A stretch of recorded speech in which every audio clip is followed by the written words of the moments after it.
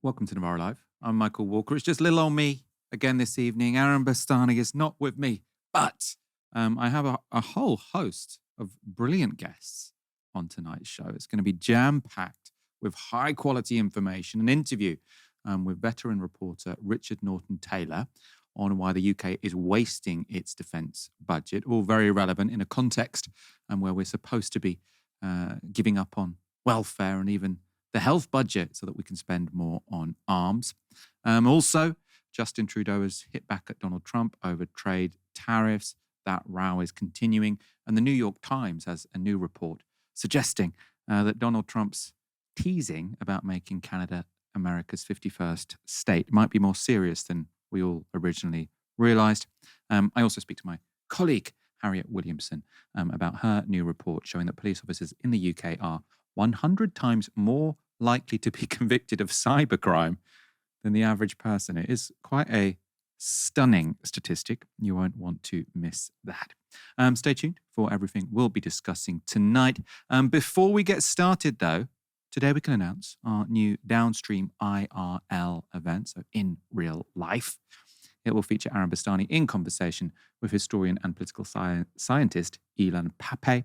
It's on Monday, the 7th of April at Earth Hackney, starting at 7:30 p.m. 15% of profits will go to medical aid for Palestinians and the rest to Novara Media to help us produce more events in the future and support our journalism.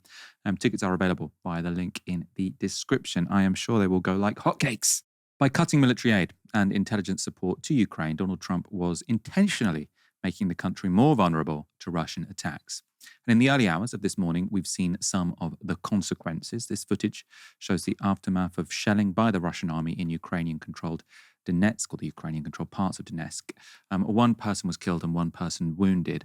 Russia also launched attacks on Ukraine's energy and gas infrastructure, and with drones and missiles targeting cities from Kharkiv to Ivano-Frankivsk. These are the first strikes since the US stopped sharing early warning data with Ukraine. On X, President Zelensky said that in total, the Russians used nearly 70 missiles, both cruise and ballistic, as well as almost 200 attack drones. He said that, quote, of all of this was directed against infrastructure that ensures normal life. And he said this: the first steps toward real peace must include forcing the sole source of this war, Russia, to stop such attacks against life. And this is something that can be effectively monitored. Silence in the skies, banning the use of missiles, long-range drones and aerial bombs, and silence at sea, a real guarantee of normal navigation. So that's sounding a lot like Zelensky warming towards the partial truce proposed earlier this week by France. So France was saying, let's have a partial truce where we stop any fighting in the skies, in the sea, and when it comes to energy infrastructure as well, they listed. And it seems like Volodymyr Zelensky is saying, let's do that now. Whether or not Russia will agree is a different matter, but it does seem smart to me, for Ukraine to make very clear that they're not the people blocking this, right? If Zelensky says, I want the truce, then that does put the ball in Putin's court. It will test whether Russia is genuinely prepared to stop the bombing. These attacks also followed an extraordinary meeting between EU leaders last night where they agreed to spend an extra 800 billion euros on defence. European Commission President Ursula von der Leyen said this after the lengthy summit. We all want a peace through strength, a just and lasting peace, but a peace from a position of strength. And this is also in the interest of President Trump, to have a peace through strength. And if he wants to achieve this, it is only possible with the support of the European Union and its member states, because preconditions have to be met. We have been the ones, for example, who have secured the economic survival of Ukraine for the year 2025. We are the ones who now invest a lot in Ukrainian defense industry and are providing the military capabilities that Ukraine needs. And that was von der Leyen trying to remind Donald Trump, I think, or at least the world, that the EU has in fact spent quite a lot on Ukraine. So Trump keeps inflating the bill paid by the US and deflating the bill that was sort of footed by the Europeans. What will be the cost, though, of this shift to increase defence spending? Well, Janan Ganesh in the Financial Times has been clear. He says, Europe must trim its welfare state to build a warfare state. There is no way of defending the continent without cuts to social spending. Clearly no one's told him about the possibility of taxing wealthy people. Now, you would have thought, especially when it comes to sort of like saying to the very wealthy, look, this is a sort of national project. This is for your defense as well. Like, if there were ever a moment where you say the wealthy should pay for this, I think it's for the defense of the nation, right? Now, when it came to the Second World War, we were really taxing wealthy people very, very heavily. We came out of that with sort of 90% taxes on very wealthy people. We should be doing a windfall tax, really, I think, on the wealthy if we are going to increase defense spending. We'll get on to whether we should in a moment. Of course, though, Keir Starmer has already decided that the first victim of Britain's increased spending on defence would be international aid. If kids in the world's poorest countries have to go without education or vaccination, that's just too bad. Russia's knocking. However, it is, or is it clear, I should say, that we actually do need to increase military spending to keep us and our continent safe? Well, it's clearly true that Russia's invasion of Ukraine and the United States withdrawing from Europe does require Britain and the EU to get serious about defence. But perhaps we could focus on reducing waste by the military instead of rewarding it with more money. Waste by Britain's Ministry of Defence has been an ongoing concern of Richard Norton-Taylor. He writes for Declassified, where recent articles include this, how Britain is wasting its defence budget. He says, while soldiers shiver in crumbling barracks, the top brass have squandered huge sums of public money buying equipment we don't need or that doesn't work. He also says this, the giant warship sinking Britain's budget. If Chancellor Rachel Reeves is serious about public finances, she must stop the Royal Navy's aircraft carriers causing a black hole in the military budget. So that second piece is about 2 aircraft carriers, which have cost over £6 billion and which no one can explain a use for. Now, Richard, very distinguished journalist. He was security editor at The Guardian for over 3 decades. So it's a real privilege to get him on the show. And I started by asking him to give an outline of his reportage on Ministry of Defence waste. The Ministry of Defence is the most secretive of Whitehall departments, apart from the spooks and secret intelligence agencies, I suppose. And they for year after year, it's not just me, year after year, the National Audit Office, Parliament's financial watchdog, and some backbench MPs, the Defence Committee, for example, have lambasted the MOD for being not only secretive, but how procurement weapons projects have been delayed and extraordinary cost overruns. But they haven't really grasped the sort of essentials which I've tried to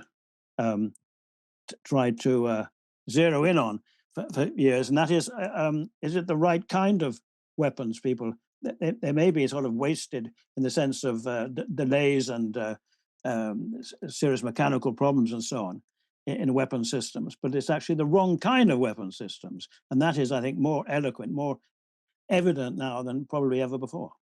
You've focused a lot on 2 aircraft carriers that have been enormously expensive, and I suppose you don't think they're particularly useful when it comes to our actual sort of defence concerns. Could you talk about those?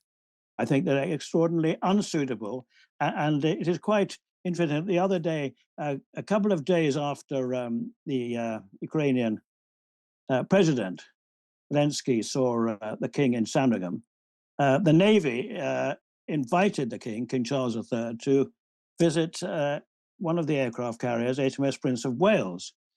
And it's a very clever move by the Navy, because the Prince of Wales, as the war rages, or some kind of war rages in the middle of Europe, and Ukraine's allies are screaming for basic weapon systems and ammunition and artillery pieces and so on. The Prince of Wales, the aircraft carrier meant to be flying the flag, is being sent to the Far East, miles away from any conflict zone. And I think that is quite telling, really. The Navy says, we've got to have these aircraft carriers to fly the flag and so on. But they haven't got enough, they may fly the flag, but there are other ways of actually flying the flag in the sense of soft power, when the government is cutting the most eloquent, if you like, and influential weapons of soft power, i.e., aid, to build up its defense budget. We could talk about nuclear weapons too, which is taking up an enormous amount of money too, but they are not going to be used. I don't think anyone suggests that. Basically, it's the aircraft carrier is the most stunning example, really, but also other weapon systems.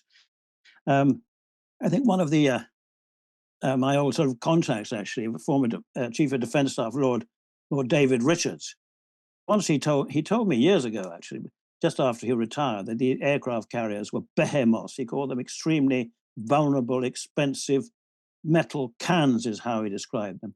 That was years ago, and they haven't been, and they will be. You know, if they go to any conflict zone, for example, in the Far East and so on, they can be they're very, very vulnerable to all sorts of weapon systems and missiles and all that. Now, the other point is that when Britain is, I say, procuring all these weapons systems may be useful in past conflicts, that the most effective and deadly weapons now, the cheapest of all, costing a few hundred pounds each, or maybe a few thousand if you get more sophisticated versions, and that is drones.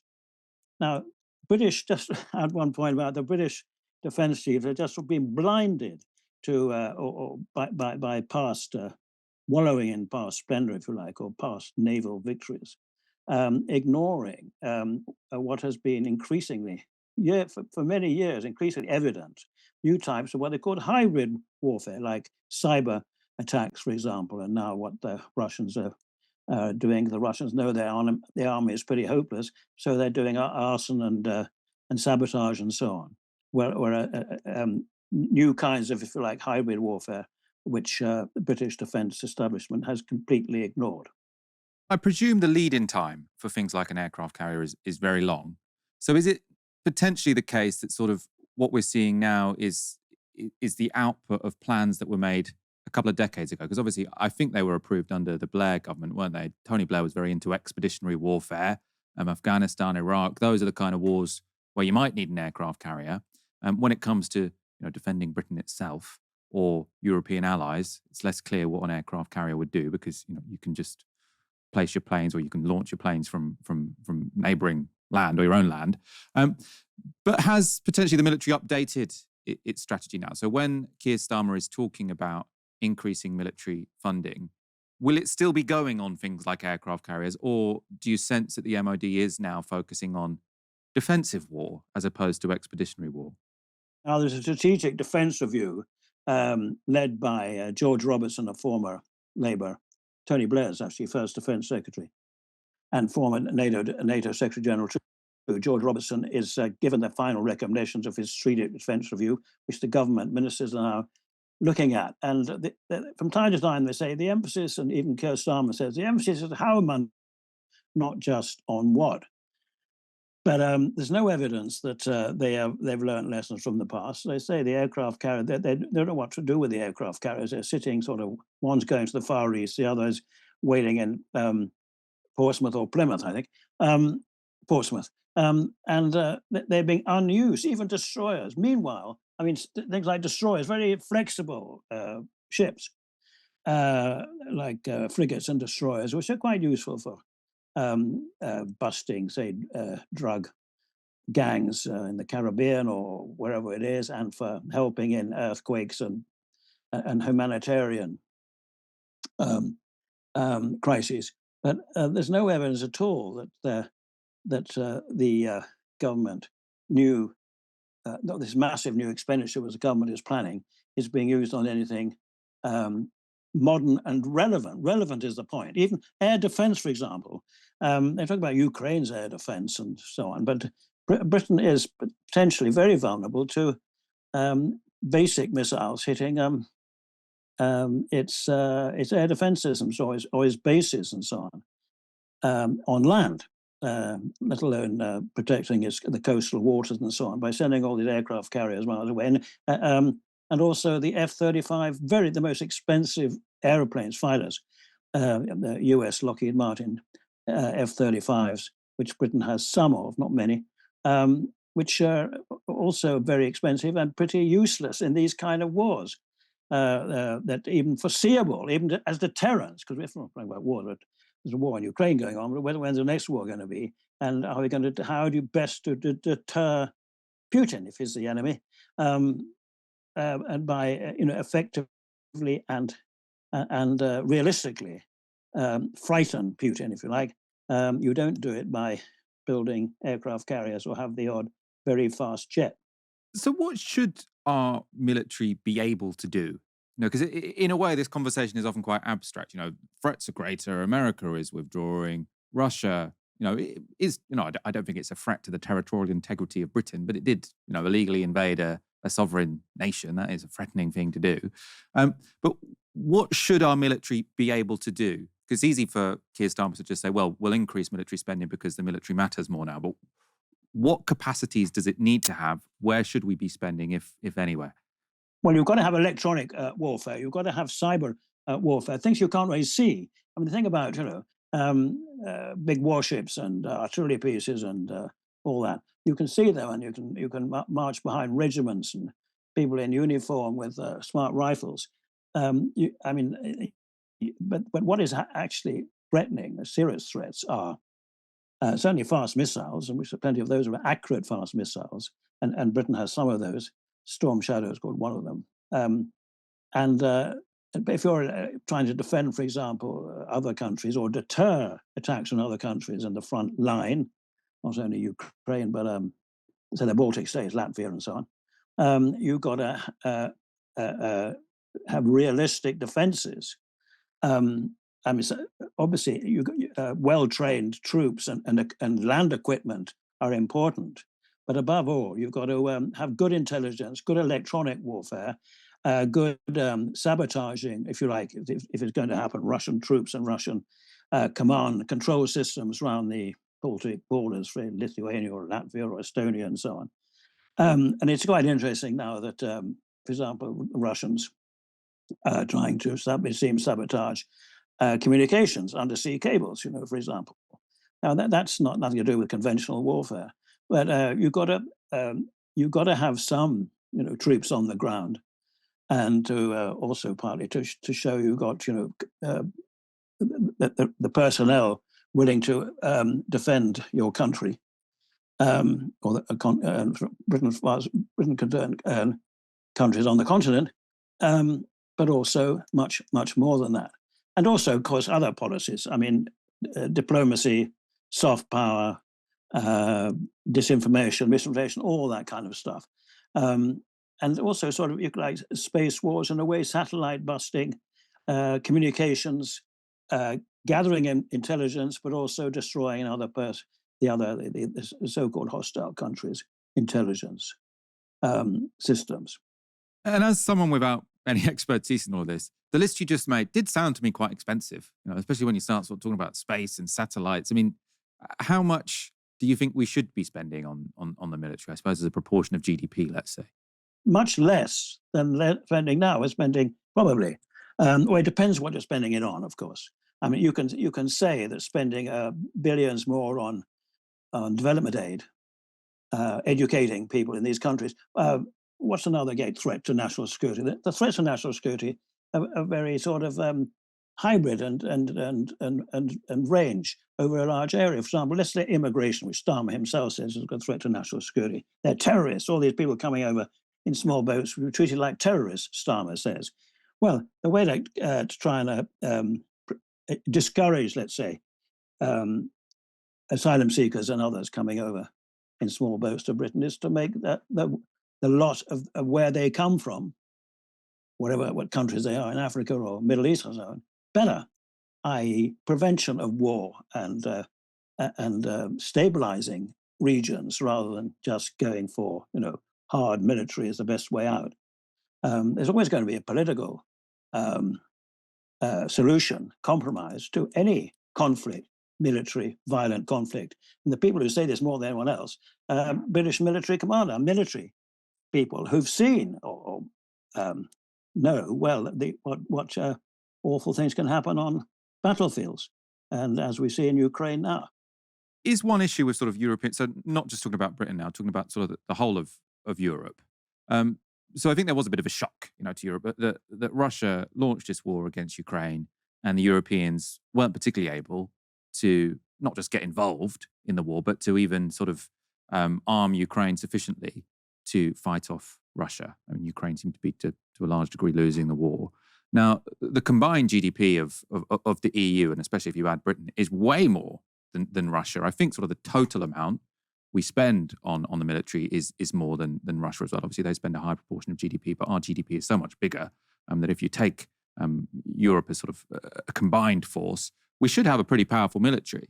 But we don't. Is the issue sort of, I suppose there's some inefficiencies that you've talked about, maybe planning for the wrong things, but is it also a lack of centralization? So presumably, if you've got all of these different countries building up their own sort of separate independent militaries, you're going to have a lot of duplication.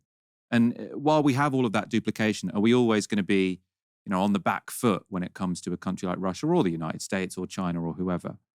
It's an EU question. It's a European question, isn't it? And there's a plan for a European army way back in the sort of 60s. General de Gaulle, the French, Gaullist, pro-independent, pro-French independence, he didn't want anything to do with this. But they're talking about it more and more, of course. I think now, maybe sort of thanks to Trump, it's a pivotal decision-making period. The Germans, for example, recently said they're going to spend billions more, which is quite significant. But I think, from going back to Ukraine, it is not just wishful going back and sort of hindsight's a wonderful thing kind of argument, but Putin made it, I think, pretty clear that he ages ago in big speeches he made in the early 2000s about what he thought about the collapse of the Soviet Union, for example. Ukraine is a special case. And the West, the Americans at the time, but also the French and the Germans and the British, and everyone ignored they didn't try. It's not a question of appeasement. For example, Crimea could have been offered in one way or other years and years ago. Offered is the wrong word. Taken back, if you like, or assumed to be a special part of the Russian Federation. It's a basis that had been for ages of the Russian Black Sea Fleet, for example. But anyway, and Putin guessed that the Western Europe anyway would hover and be indecisive, and of course they did after the occupation, if that's the word, of Ukraine, then of the of other parts of eastern Ukraine, and then of the full scale invasion in 2022. This is not just hindsight. Putin bet on the fact that the Western Europe would not go for it and accept it, and that the Ukrainians would collapse very easily. And he made a bad judgment on that. But in a way, the Europeans, and especially important now, I guess, with Trump there in Washington, should get their act together in a coherent, credible way, and in a way that presents or produces effective modern deterrent in the world as it really is. And what can really, if Putin really wants to get angry and violent again, you have the anti-missile systems, and you have the fast missiles, and you have the, as I said before, the ways of cyber attacks and destroying his communication systems, which are more important than the number of tanks you have in any particular field. We've been speaking for much of the week about how the Trump White House has transformed the politics of Europe, but spare a thought for poor Canada, who've been threatened with annexation and have now twice been slapped with crippling tariffs, only for them to be almost immediately withdrawn. Canadian Prime Minister Trudeau clearly doesn't think those two policies from Trump are unrelated. He said this on Tuesday after the latest round of tariffs were imposed. Even the excuse that he's giving for these Paris tariffs today of fentanyl is completely bogus, completely unjustified, completely false. So we actually have to fold back on the one thing he has said repeatedly, that what he wants is to see a total collapse of the Canadian economy, because that'll make it easier to annex us. It's so remarkable to hear a a Prime Minister of Canada saying that about the American president. Of course, the majority of those tariffs were removed again on Thursday after a call between Trump and Trudeau. But the whole ordeal clearly left the Canadian Prime Minister emotional and exhausted. On a personal level, I've made sure that every single day in this office, I put Canadians first, that I have people's backs. And that's why I'm here to tell you all that we got you. Even in the very last days of this government, we will not let Canadians down today and long into the future. The New York Times today has an extraordinary report suggesting why Trudeau may see the stakes as so high. It's titled How Trump's 51st State Canada Talk Came to be Seen as Deadly Serious. The paper says they've spoken to 4 sources with direct knowledge of calls between Trump and Trudeau that took place in February. And they say this: on those calls, President Trump laid out a long list of grievances he had with the trade relationship between the two countries, including Canada's protected dairy sector, the difficulty American banks face in doing business in Canada, and Canadian consumption taxes that Mr. Trump deems unfair because they make American goods more expensive. I think they also make Canadian goods more expensive. That's just VAT, isn't it? He also brought up something, though, much more fundamental. He told Mr. Trudeau that he did not believe that the treaty that demarcates the border between the two countries was valid and that he wants to revise the boundary. He offered no further explanation. The border treaty Mr. Trump referred to was established in 1908 and finalized the international boundary between Canada, then a British Dominion, and the United States. The paper also reports on phone calls between Trump's Commerce Secretary and Canada's Finance Minister. Mr. Lutnick called LeBlanc after the leaders had spoken on February the 3rd and issued a devastating message, according to several people familiar with the call. Mr. Trump, he said, had come to realize that the relationship between the US and Canada was governed by a slew of agreements and treaties that were easy to abandon. Mr. Trump was interested in doing just that, Mr. Lutnick said. It goes on. He wanted to eject Canada out of an intelligence sharing group known as the Five Eyes that also includes Britain, Australia, and New Zealand. He wanted to tear up the Great Lakes Agreement and conventions between the two nations that lay out how they share and manage Lake Superior, Michigan, Huron, Erie, and Ontario. He is also reviewing military cooperation between the two countries, particularly the North American Aerospace Defense Command. To discuss how Canada is absorbing this new hostile stance from their neighbour to the south, I'm now joined by Luke Savage, columnist at Jacobin and friend of the show. Luke, thank you so much for joining us. Does Canada feel under attack? Well, good to see you, Michael. Thanks for having me. Yeah, that's probably the most apt word to describe, the sentiment that is being felt in Canada at the moment. I have never seen, there's never really been an outpouring of Canadian nationalist sentiment like this, at least not in my lifetime. I think probably not coincidentally, the last time we saw anything like it was in 1988, when there was a federal election fought more or less exclusively over the issue of free trade with the United States. So this trade war is in many ways very difficult to interpret because the justifications from the American side, from Donald Trump and his administration, keep changing. The tariffs are threatened, they're introduced, there are carve-outs, there are kind of retrenchments, or they're pulled back, as we saw yesterday, in their entirety, with a sort of looming threat that they'll be introduced once again in 4 or 5 weeks. This has certainly created a sense of palpable anxiety and uncertainty in Canada. I'll put it that way. And is it already having an effect on the Canadian economy? Because obviously if these tariffs were to stay in place for a long period of time, presumably they would, but he keeps introducing them and then dropping them. I suppose that's not good for sort of confidence or investment. Are you seeing a hit to the Canadian economy from this? Well, I think that the markets have responded in much the same way as they have in the United States. The financial markets, on the whole, they don't want, most of American business and Canadian big business don't want these tariffs, right? They're not supported by the U.S. Chamber of Commerce, the Business Council of Canada, the Wall Street Journal editorial board. They're not supported kind of substantively. But I mean, I think markets don't like the uncertainty that Trump has created around this. In terms of some of the economic destruction we might see from these tariffs if they're kept in place for longer, we haven't really seen that yet because, they haven't actually been in place for more than, 24 or 30 hours at a time. But, if they were to be maintained, I mean, entire sectors of the Canadian economy, entire industries and really the Canadian economy as a whole are deeply integrated with the American economy, heavily dependent on U.S. exports. In 2021, for example, it was nearly 76% of Canadian exports went to the United States.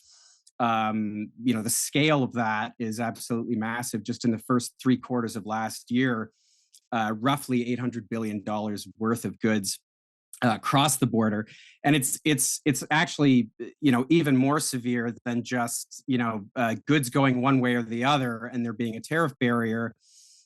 Because our economies are so integrated that in somewhere like the auto sector, the parts will go, they'll be manufactured in southwestern Ontario, then they'll be sent down to the United States, where they'll go to another plant owned by somewhere like General Motors. Then they'll be sent back to southwestern Ontario to somewhere like Oshawa or Oakville, where the big U.S. automakers have plants, and they'll, further industrial processes will occur. So it's unclear how the tariffs will even work when it comes to something like that. And if they remain in place, we could very well see, just to give one example, big U.S. automakers simply relocating those plants. I mean, that would take a very long time, but relocating them to the United States, that's if the tariffs are maintained, which thus far, I don't think Trump has actually given us much cause to think that he's going to leave them in place in perpetuity. And I mean, how seriously are you taking this talk about, I suppose, literally moving the border? I mean, it sounds hard to fathom or comprehend. I mean, I suppose if I was a gambling man, I would probably bet that wouldn't happen and that the treaty from 1908 would sort of stay in force. But who knows? I mean, what's your thinking about that? Yeah, I mean, there's been a lot of alarmism in Canada about it, and I don't say that to I don't use that word to denigrate it. It's quite significant, obviously, that the president of the United States is talking about redrawing borders and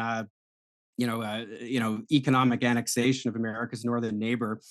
I interpret these things, as with many things related to Donald Trump, as sort of an extension of things that are perhaps more familiar to us, but with the particularly Trumpian rhetorical gloss, are kind of expressed in much harsher and more belligerent ways. I mean, the United States' economic relationship with Canada, I mean, and this is really one of the central ironies in all of this, is it's already a relationship in certain respects of domination. Actually, there's an analogy, just to put this in context for British viewers and listeners. There's a parallel to the special relationship, the so-called special relationship between America and Britain. After the Second World War, Britain liquidates its empire, and in a sense, I suppose, gets as compensation the special relationship. In the post-war era, Canada financed a certain amount of its post-war growth by selling off sectors of its economy, particularly its abundant natural resources, to American companies and investors. Now, there was a decades-long battle in Canadian politics in which the left argued for more activist industrial policies, more protectionism, for nationalization of industry, that sort of thing. I'm realizing it's analogous in many ways to how the British left in the 70s. People like Tony Benn were, they were Eurosceptics on quite similar grounds. But in the late 1980s, the free trade view won out in Canada. And since then, the Canada-US trade relationship has become a bit like the special relationship, something that's just sort of broadly accepted and is so axiomatic that we haven't really seen criticisms of it in the political mainstream. Nonetheless, none of that changes the fact that Canada is an export-driven economy that relies very heavily on American investment. A lot of key sectors are owned by foreign investors, and particularly American investors, or have at least they have large stakes in those sectors, particularly natural resources. And so, all this has done is really thrown that relationship into much sharper relief. And one of the puzzles, I suppose, if you want to call it that, is why Donald Trump is suddenly behaving this way. Given that he himself in 2019 renegotiated NAFTA and signed the free trade agreement that is currently in place between the United States, Canada, and Mexico, which a few short years ago he was calling, the most, biggest, most beautiful, most fantastic trade agreement ever. So interpreting, Trump here, as always, is a bit of a puzzle in and of itself. And let's end by talking about the politics of this. You've got general elections coming up later in the year. I know that Justin Trudeau, well, he hasn't resigned, but he will resign. He won't be standing in those elections. He was incredibly unpopular. There's been a bit of a rally around the flag effect, hasn't there? Will he be regretting that decision to stand aside? Do you think that actually now he'd be in quite a good place to stand in that election and say, vote for me, to put your middle finger up to Donald Trump? Well, as somebody who has the background that he has, I'm sure that thought has occurred to him. Although in that clip, you played before, he looks to be, he's probably, fairly relieved to be on his way out the door soon. But I mean, this has completely shaken the political dynamic in Canada. The Tories have had a lead. I mean, not just a lead, a sort of double-digit lead for over 2 years now. The Liberals look to be heading to a historic wipeout, and that is, more or less completely vanished. I mean, I think there's one polling company that still has the Tory lead at 13 points, but there are plenty that have the Liberals ahead, like actually ahead. So in the span of 6 or 8 weeks, the entire political dynamic has reversed, and the Liberals are benefiting. The NDP, Canada's Social Democratic Party, is sort of so far losing out on this. It's down around 14 or 15% in the polls. I think we cannot exaggerate, or we cannot overstate, rather, even though the trade war has certainly helped the Liberals and plays to their advantage much more so than it does the Tories. I think we can't overstate the significance of just Justin Trudeau's resignation, because he has, for the past several years, been absolutely adamant, despite his deep unpopularity, that he was going to lead the Liberals into the next election. And I think, the sort of soft coup against him, if you want, the series of maneuvers that finally forced him to announce his resignation, or compelled him to announce his resignation at the start of the year, has made the Liberal brand a kind of, like, it's been synonymous with Trudeau, and now it is much more of a sort of floating signifier in which anxious people, and particularly older voters, who are threatened by Donald Trump, who is overwhelmingly unpopular in Canada. I mean, by 75, 80% of Canadians detest Donald Trump. I think simply not having Trudeau there has been a really big boost to the Liberals, and it's put the Tories on the back foot, because now they're no longer going to be able to fight the general election campaign they've been planning for years, which was one heavily focused on the person of Justin Trudeau himself and the cost of living, which obviously the trade war and Trudeau's resignation have taken those off the agenda. Luke Savage, always a pleasure to have you on the show. Good luck defending your borders, I suppose. Cheers, Michael. Interesting, isn't it? This is helping Liberals everywhere in a way. I mean, not in America, but in Canada, this has sort of been a real boost to their Liberal Party. I think Macron is probably going to have a boost in his popularity. Keir Starmer clearly is. The Labour Party are up in the polls for the first time in a while because people seem to be impressed by the way that Keir Starmer has demonstrated leadership, obviously. You've heard on this show, I get somewhat nervous when you have a political leader who gets a boost in public support when they talk about sort of military action, because I think it creates some bad incentives. If the risk of war makes you look good, what does that say about whether or not you're going to want a risk of war? Scotland has long had a serious problem with deaths by drug abuse, and the statistics here really are stark. In 2023, 1,172 people died of overdoses in the country. On a per capita basis, that's the highest rate in Europe. And this is really shocking. It's not just the highest rate in Europe, it's 3 times higher than the country which comes in second, which is Ireland. Drug deaths in Scotland are also a problem which has been getting worse. So in 2003, 319 people died from drug overdoses in Scotland. Over the next 2 decades, that figure more than trebled. It's in this context that in January this year, Glasgow opened the UK's first safer drug consumption facility. And it's also in this context that the Scottish Government has backed the full decriminalisation of drugs for personal use. Unfortunately, that's a power which remains reserved to Westminster, so they can't bring that into force. These policies sound enlightened, but will they work, or at least the ones which the Scottish Government can implement? Well, one way to solve a problem can be to work out what's causing it. And that's where Adam Ramsay comes in. Adam is a Scottish journalist who's just published a piece on novaramedia.com exploring why there are so many drug deaths in Scotland. It's a really fascinating piece which looks at poverty, climate, culture, and history. And when I spoke to Adam earlier, I began by asking why he'd made this intervention now. Firstly, there's this new facility that's opened in Glasgow, and that was getting quite a lot of media coverage. It's a positive step. The fact, which I think isn't widely known outside Scotland, the fact that the Scottish Government is in favour of decriminalisation is in itself kind of fascinating and has evolved in recent years. That's not been a thing that's really been discussed at Holyrood. It's not, it's a reserved policy. And so I suppose that combination of things is kind of interesting. But also just the fact that it continues. So there's an analogy with what was a long-term historic problem in Glasgow around violence. Glasgow had a real problem, and Scotland had a real problem with violence. Murder rates were much higher.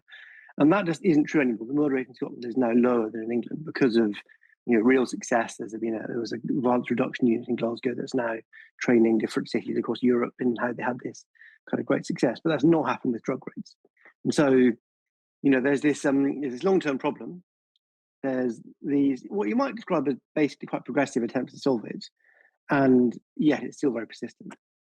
And let's then talk about sort of the explanations. Obviously, to solve a problem, it usually helps to sort of know why it exists. You look through sort of different types of explanation one by one. Let's do that as well in this interview. So let's begin with poverty. And I think a lot of people will find it sort of very easy to understand how poverty might lead to greater drug use. Does that seem to be a significant explanation as to why there are higher levels of drug deaths in Scotland than elsewhere? Right. So at the centre of the conversation clearly is poverty and inequality. So the poorest areas in Scotland have 15 times more drug deaths than the richest. So clearly this is a problem of poverty. Similarly, it's true internationally that income inequality correlates directly with drug deaths. So unequal societies produce stress and anxiety, and people take drugs to cope with that. And that's just a general problem. The confusing thing with Scotland is that even when you take all that into account, it's still much higher than you expect. So, for example, the comparison I keep making is with the northeast of England. The northeast of England is a lot poorer in general and has a lot more deprivation than Scotland, and is also more unequal than Scotland. But drug deaths in Scotland are 70% higher than they are in the northeast of England. And you can do the same comparison with any region of England. Drug deaths in Scotland are, even when you take into account all of the usual economic factors, which obviously are very important to this, but they're still higher in Scotland. And so the other issue you consider is climate. So Scotland is obviously darker, colder.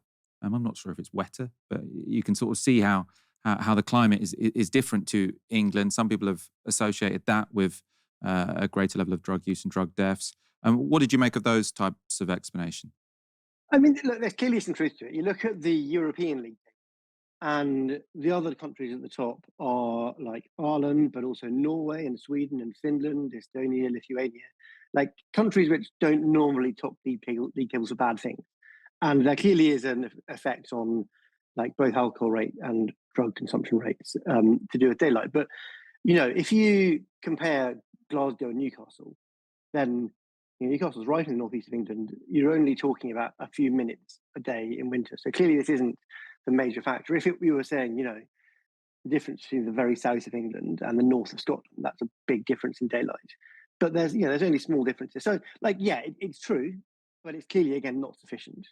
Let's talk about the two issues that sort of you settle on, not necessarily as the main explanations, but sort of, I suppose, as your more original contribution as sort of explanatory factors. And you sort of talk about generational cultural dislocation and as sort of that being particular to Scotland compared to England, and then also Scottish conceptions of masculinity. Could you talk about both of those?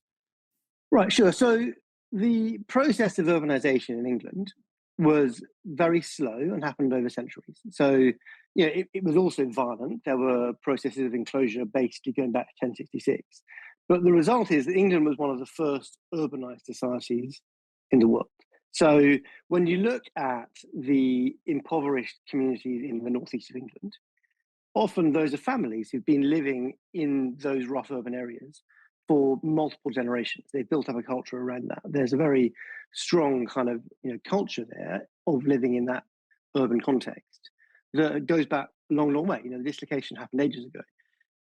In Scotland, and I kind of go into the 1,000-year history of this, but it just is true that that process of kind of capitalism and urbanisation arriving, particularly in the Highlands, happened much, much, much more recently. And of course, in Scotland, we talk about the Highland clearances in the kind of 19th century, but that process continued right into the 20th century. So, the percentage of people in Scotland who lived in the countryside around 1900 was still around half, whereas in England it was much lower than that. So there's a huge urbanisation in the last generation.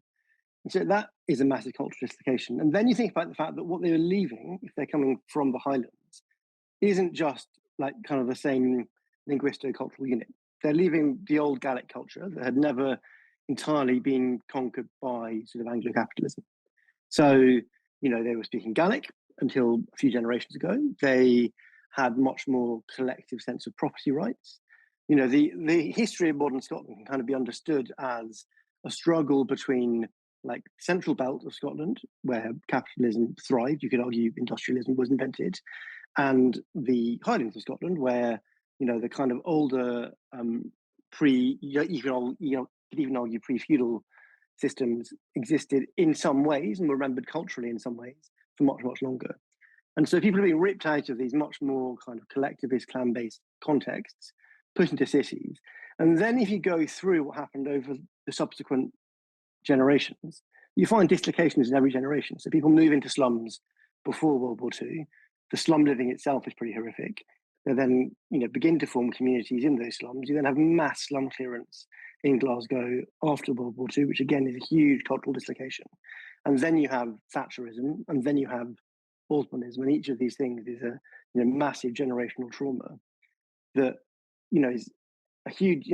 Obviously, each of the more modern things happen in England as well, but you're basing it on a much bigger cultural change that's much, much more recent than anything you see in England. And so, I say in the piece that you want to be careful about making analogies because, with more repressed people, I don't want to imply that there was the situation for Highlanders was the same as the situation for Aboriginal Australians or, First Nation Canadians, because obviously the genocides in those places are, horrendous and violent and to some extent committed by people from Scotland.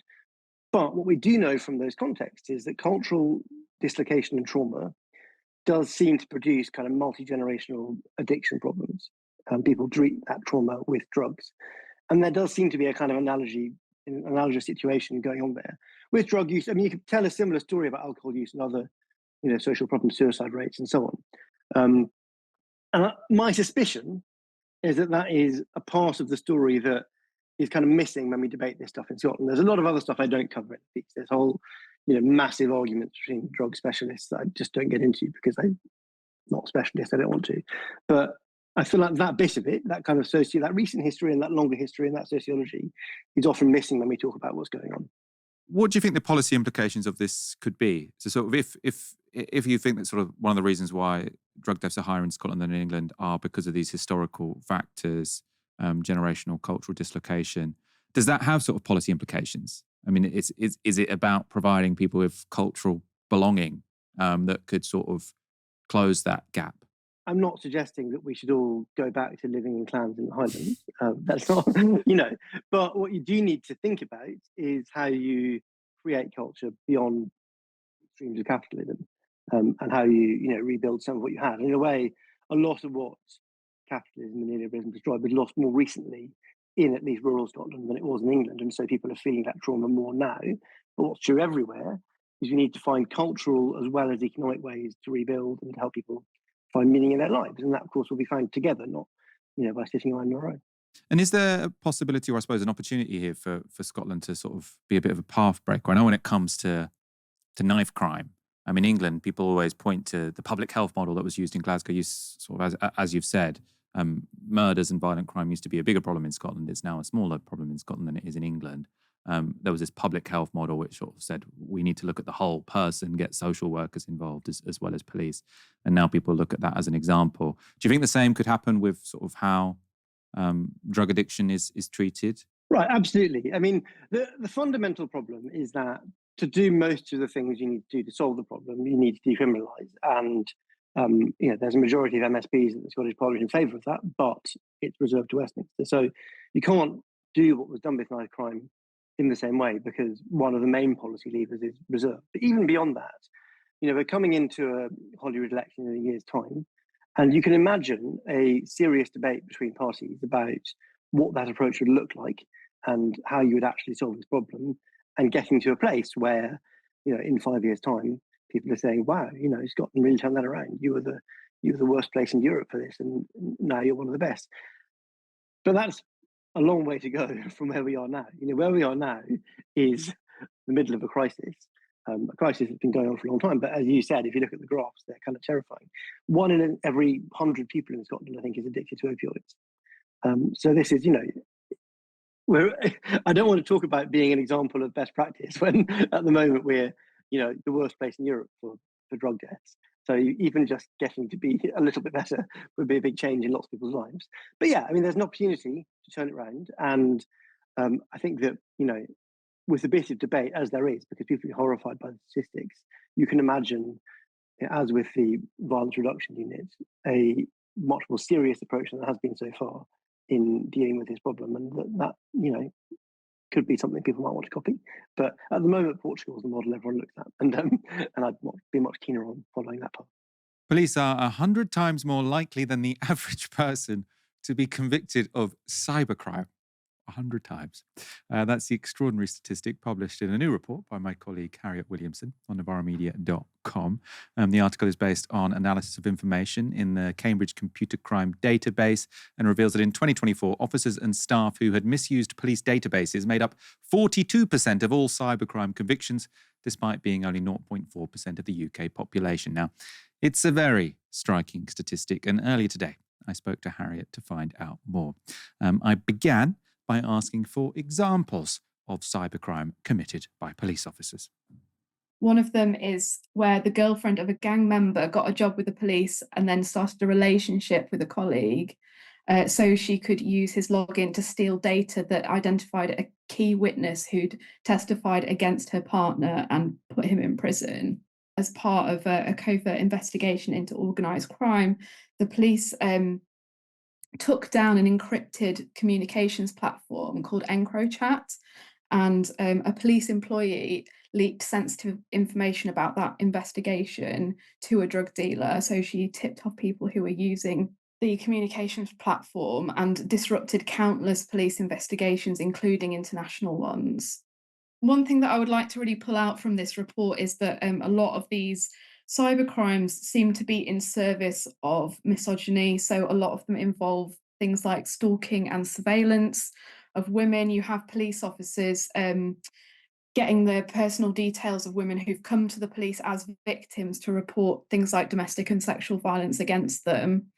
And police officers are finding their personal details and then, in some cases, stalking and harassing them, trying to pursue sex and sexual relationships with them. It's also worth flagging that a lot of this is what I would probably categorise as nosiness. So officers and employees want to go through the police database and they want to find information on their own families and on their current and former partners. Viewers might remember the case of Nicola Bulley. It was a very high-profile case at the time involving a 45-year-old woman who went missing in Lancashire while walking her dog. And last month, a Lancashire police officer admitted 32 counts under the Computer Misuse Act and received a 6-month suspended sentence, as she had illegally accessed the police computer systems and passed on details of the Nicola Bulley investigation to her own family, specifically her mother. And it was found that she had illegally accessed police computer systems over a period of several years. So it seems like we've got three types of abuse here. So you've got people who are joining the police specifically to do data crime, kind of, I suppose we can call this corruption, right? So you join the police to find out some information that will be useful to people you're working with, gang members, friends, finding out the identity of witnesses, very serious, something like I can imagine from Line of Duty.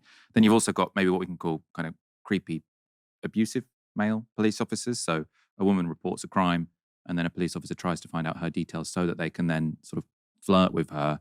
And then this other category, which was the final example you gave there, of people who are a bit nosy and want to gossip. So there's a high-profile case. They say, oh, well, actually, I've got access to this computer system, which means I can know a bit more than everyone else. And so they go in there, find out the information, and tell their friends or family. And these are all criminal behaviour, which police seem to be engaging in.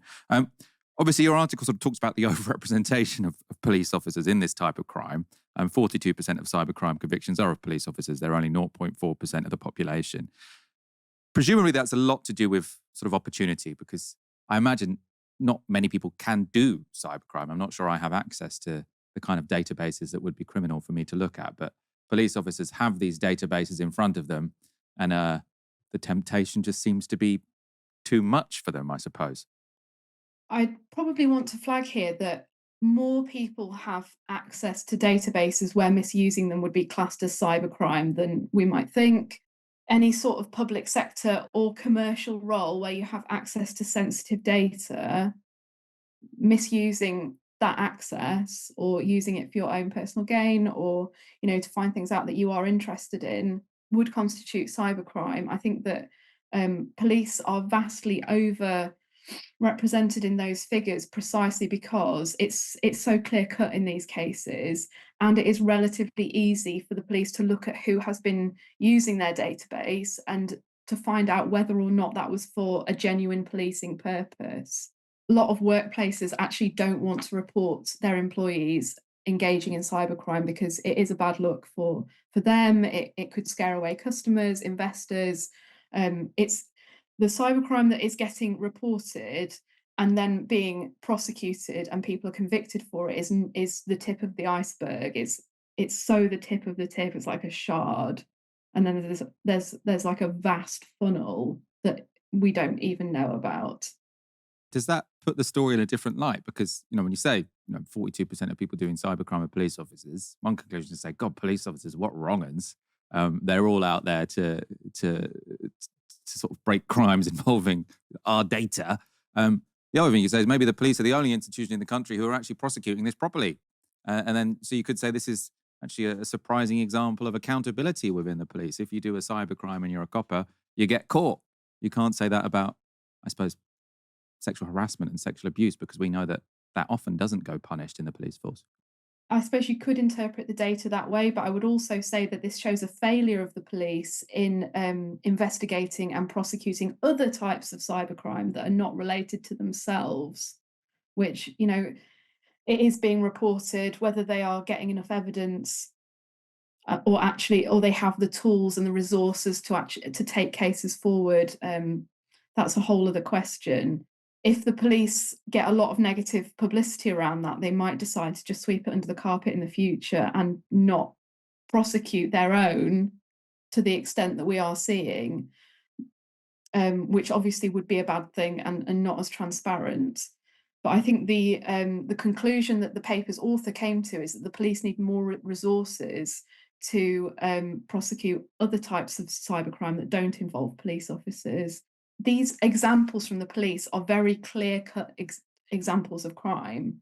I don't think that there's any argument that you could make that they shouldn't be prosecuted for this, and that police are in a position of power, and they have a real public duty to protect our data when they have access to it and not use it for their own personal gain.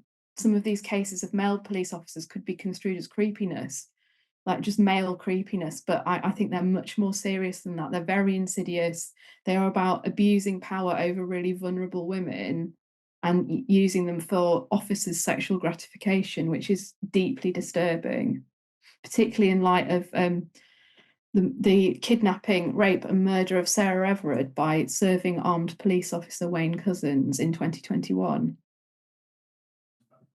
That was Harriet Williamson speaking to me earlier today. Before we go on to our final story, a strong warning that it contains descriptions of murder and sexual violence. Really, really horrific story, this one. The murder of Louise Hunt, her sister Hannah, and their mother Carol was beyond words. The 3 women pictured here were killed in a knife and crossbow attack last July. The sick man who killed them was Carl Clifford, a former partner of Louise. Carl Clifford pled guilty to the murders in January, but he denied one charge of raping his former partner before killing her. This week, he was unanimously found guilty of that awful crime. This is a really, really appalling story of a jealous, violent, and deeply misogynist man who responded to a woman ending a relationship with him by raping and killing her and members of her family. Alison Morgan Casey, prosecuting, said this on Thursday. If he wanted Louise, he would have her. He would control her. He would rape her. He would murder her and members of her family. If he could not have Louise Hunt, no one else was going to, and he was going to take down her family with her. As I say, it's an incredibly disturbing crime. Rare, I suppose, only in its extremity. You know, you might see sort of elements of this possessive violent behavior very often in society, but for it to go to this extreme, that's rare. After Clifford's latest guilty verdict, there's been a new revelation about the ideological pools that he was swimming in. So this is from the Telegraph. Before the trial began, prosecutors wanted to highlight to the jury Clifford's interest in social media influencer Andrew Tate, as they argued that it was revealing to his mindset and how he viewed women. However, Justice Joel Benefin, the trial judge, ruled that it was not directly relevant and would be highly prejudicial, as Tate was an alleged rapist and almost a poster boy for misogynists. He said, the prosecution suggests the sort of violent misogyny promoted by Tate is the same type of motivation that, on their case, fueled both the murders and the rape. The defense submit this material has too vague a link, and it is far too prejudicial. Ms. Morgan Casey, prosecuting, argued that Clifford's interest in Tate was highly pertinent to why he raped Louise and carried out the murders. They go on. Just 24 hours before his attack, Clifford had searched for a Tate podcast online. Ms. Morgan said that this was revealing as to his mindset at the time as to how he views women.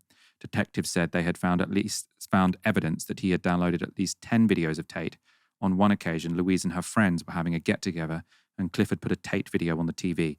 In the clip, animals were being harmed. Clifford appeared to find it funny, although Louise and her friends did not. And so elsewhere, it's been reported that Clifford, being a fan of Andrew Tate, so him showing Andrew Tate videos, was one of the reasons Louise chose to break up with him. She thought, well, if this man can like these videos, how can I trust him? Now, I'm sure most of our audience will be well aware of the nature of Andrew Tate, who has made a business out of spreading extreme misogyny to millions of followers. In case, though, you need a reminder of the kind of thing Clifford might have been viewing in the run-up to his gruesome crimes, this is how Andrew Tate talks about women. I think my sister is her husband's property, yes. When a bride is walking down the aisle to marry the groom, the father walks next to her and gives her away. But I said that if a woman is going out with a man, she belongs to that man. That's his woman. So she wants to do OnlyFans. She owes him some money because she's his. It's not about being property. It's about the fact that she belongs to him. And the intimate parts of her body belong to him because they're in a relationship. And if she wants to sell those, he has a stake in those intimate parts of her body. The PhD course, the Pimping Host degree, was teaching people how I managed females in those scenarios, how I controlled their emotions, how I convinced them to work and give me most of their money, how I convinced them to share me with other women, why they obeyed me. We live in a time where the powers that be manipulate females through their emotionality to control weak men and control society. Just makes my skin crawl, as I say, in this, we can't talk about causality, whether watching these videos caused anyone to do any particular crime. But it doesn't seem coincidental that a person who could do this watched this kind of video. And there are millions and millions of boys, of young men watching these videos. Now, that doesn't mean they're going to go out and commit rape and murder. But I do think there's a significant chance that that's going to make them treat, no, not just a chance. I mean, it seems very plausible there's going to be a direct connection between watching videos like that when you're young and impressionable and treating women appallingly the way he talks about women. Now, again, this is not news to you that Andrew Tate is an appalling man, but I do think that potentially the relationship between him and this case should really be a watershed. Of course, Andrew Tate and his brother have been charged themselves with human trafficking, rape, and forming a criminal gang to sexually exploit women, and that's in Romania. They deny those charges, and following pressure on the Romanian government by the Trump administration, so the most powerful man in the world, they've been able to travel to the US. Their travel ban was lifted after pressure from Trump's colleagues. Andrew Tate also faces charges of rape and trafficking in the United Kingdom, and 4 women who allege that Tate raped and coercively controlled them released this statement following the revelations about Kyle Clifford being a fan. Hearing that Kyle Clifford watched videos of Andrew Tate in the lead up to his murders of his ex-girlfriend, her mother and sister, is deeply upsetting to us, but sadly not surprising. This should be a wake-up call for all of the social media companies who are continuing to platform Tate and his dangerous messages. These companies should take immediate steps to remove Andrew Tate from their platforms rather than continue to reap enormous profits from his hateful content. Clifford's case should be a warning to world leaders and all those who belittle the seriousness of allowing incitement of violence against women online to fester. I couldn't agree more with that statement. You know, I know some people think, you know, when you're talking about sort of violent misogyny, making this about social media companies is a bit of a cop-out, you know, because there are broader structural issues here relating to patriarchy and misogyny. Absolutely, that's true. But I also do just think this is a damning indictment of sort of where social media has left us, right? We sort of, everyone's like, yeah, this is brilliant. We no longer have the gatekeepers. And what has been allowed to dominate that space is people like Andrew Tate, who have the most reactionary, violent ideologies about, well, in this case, women. We see it elsewhere when it comes to ethnic minorities and to LGBTQ people. And just having this space where any opportunist can make a video, and if it's sort of enticing enough, they can have millions of people watching it, even if what they're saying is untrue, if what they're saying is violent and abusive. I don't think it works. Right? I think we have had a sort of experiment in having a Wild West online world, and it's kind of failed. I mean, especially when it comes to young people. I mean, we say on this show a lot, I think the experiment of giving smartphones to small kids has been an absolute disaster. Right? An absolute disaster. I think we'll look back on it like, why? Like if you were giving a bunch of 14-year-olds cigarettes. You know, it's addictive, and it's full of really toxic stuff. And I don't think this is just like a moral panic like about computer games, right? This is, you know, you get teachers reporting in schools that the way some of their male students sort of behave or talk to them is clearly influenced by someone like Andrew Tate. And now we have an example of like, the most brutal, gruesome of crimes.